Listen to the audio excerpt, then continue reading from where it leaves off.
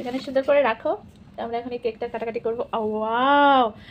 Hello বন্ধুরা, কেমন আছেন সবাই? আশা করছি সবাই খুব ভালো আছেন। আজকে আমাদের জীবনে বিশেষ একটা দিন, তো এই দিনটা আপনাদের সাথে শেয়ার করব না তা তো আর হয় না। আপনারা এতক্ষণে বুঝতেই পেরেছেন আমাদের আজকে কি দিন। তো আমি একবার বলেও দিই যে আজকে আমাদের ম্যারেজ ডে। তো আপনাদের দাদা মাত্রই বাসায় আসছে আর এখন বাজে প্রায় 11টা।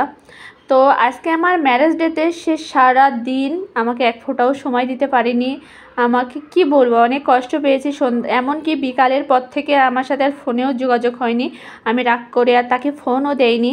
তো সে আমার হাতের থেকে নাইফটা কেড়ে নিয়ে আগেই আমাকে খাইয়ে দিল, মানে আমাকে খুশি করার চেষ্টা করতেছে। আমি অনেক কষ্ট পেয়েছিলাম, কারণ আজকের দিনে আমি অনেক আশা করেছিলাম যে সে অফিস থেকে বাসায় আসার পরে আমরা একটু সন্ধ্যার দিকে কোথাও একটু ফুচকা টুচকা খেতে যাব, মানে বিশেষ একটা দিন, মানে খুব একটা সুন্দর একটা টাইম কাটানোর চেষ্টা করেছিলাম। তো সে আমাকে বিকালের পর থেকে ফোনও দেয়নি, আমার খোঁজ খবরও নেয়নি, কারণ জানি না তার মনে কী চলতেছিল সেটা আমি বলতে পারবো না। তার মানে অফিস টাইম শেষ হওয়ার পরে তার একটা মিটিং ছিল, সে মিটিংয়ে জয়েন করেছিল। তো এই জন্য সে আমাকে ফোন দেয়নি। ভাবছিলাম আমি হয়তো রাগারাগি করবো বা কান্নাকাটি করবো, কষ্ট পাবো, তো এমনটা কিছু না। তো আমার ছেলেটাও বসে আছে আমাদের সাথে, আমরা তিনজনে মিলে কেকটা কাটলাম, খুব এনজয় করে খাচ্ছি। আর কেকটা কি বলবো বন্ধুরা, এত অসম্ভব মজা ছিল, এত অসম্ভব মজা ছিল যে আমরা তিনজনে মিলে এটা খাচ্ছিলাম, কারণ কাউকে বলিনি। আর ভগবান যদি কখনো কৃপা করে, আমরা কখনো আমাদের মানে বিয়ের দিন বলেন আর বিবাহবার্ষিকী বলেন কোনোটা বড় করে মানে পালন করতে পারিনি। যতটুকু দিয়েছি এটাই আমাদের কাছে অনেক। এখানে আপনাদের দাদা কি বলতেছে সেটাও বলতেছি। তো এটাই আমাদের কাছে অনেক বড়। তো ঈশ্বর যদি কখনো কৃপা করে এই বিশেষ দিনটা মানে সমস্ত আত্মীয় স্বজন নিয়ে বিশেষভাবে কাটানোর ইচ্ছা আছে, যদি ঈশ্বর কৃপা করে অবশ্যই সেই দিন আসবে আমাদের জীবনে। আর আপনাদের দাদা এখানে বলতেছে যে আপনাদের ভালোবাসায় আমাদের 5K ফিল আপ হয়েছে।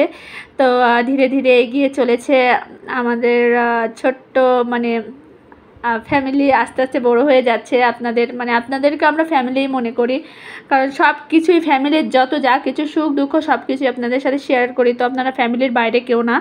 তো এই যে আমাকে সাজুগুজু করে কেমন লাগছে অবশ্যই জানাবেন। আপনাদের দাদা কিন্তু জানে না যে আমি শাড়ি পরেছি। তো ঘরের দরজা খুলে দেখেই সে যখন হাসি দিছে, কইছে কি ওরে বাপরে বাপ, কে এটা? তো এই কথা যখন ও বলেছে তখন আমি হেসে দিয়েছি।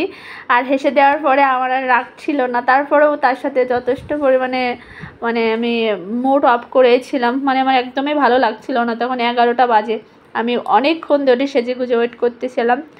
তো কি বলবো বন্ধুরা, এখন আপনাদের দাদা আমার জন্য খাবার নিয়ে আসছে। যে জানে রাগ করে আমি বাসায় কিছু রান্না করব না, তো আমার জন্য খাবার নিয়ে আসছে।